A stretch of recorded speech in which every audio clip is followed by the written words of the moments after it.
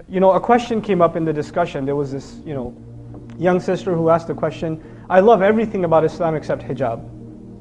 And it seems like hijab is there to protect men from looking at us. So, I don't really see the point in it.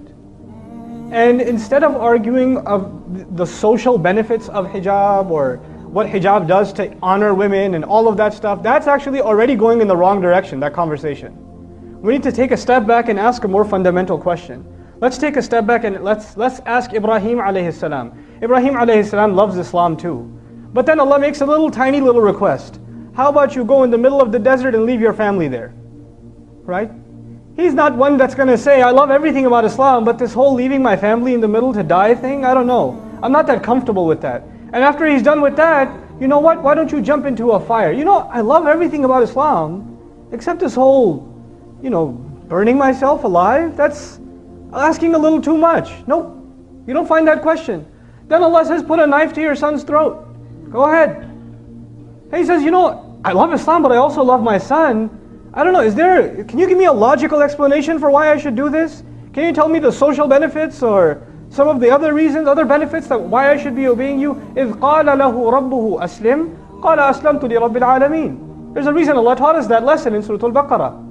Whenever Allah said to him, give yourself up, submit, surrender, he said, I surrender, I give myself up. I submit myself entirely before the master of all peoples, بِرَبِّ الْعَالَمِينَ. So before we talk about any aspect of deen and try to figure out the logic of it, understand the larger purpose. Allah has made this deen one of submitting to Him. If you're having a hard time submitting to Him, you're having a hard time with Islam itself, the very central idea of deen itself. It's not to say you shouldn't understand the ahkam of Allah, but you and I have to be ones that once we understand them, we have to, whether we get it or not, whether we see the logic of it or not, we have to give it up. We have to just give it up. Allah Azza wa Jalla even acknowledged in Surah Al-Baqarah when it came to riba. He said, well, ذَلِكَ بِأَنَّهُمْ قَالُوا إِنَّمَا الْبَيْعُ مِثْلُ الرِّبَى. It's a very interesting discussion.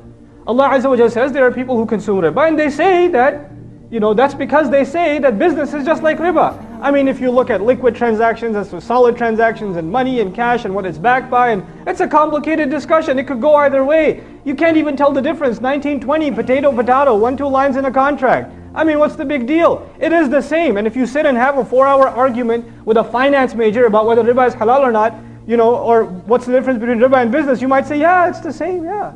I don't see the practical difference. But Allah then made only one line. Instead of explaining to you the fine line differences between them, He said there's only one more thing you need to know. Now that you understand, to you in your head they're very similar, there's only one more thing. وَأَحَلَّ اللَّهُ الْبَيْعَ وَحَرَّمَ الرِّبَى. End of story. Allah made business halal and He made riba haram. That is it. That's the conclusion.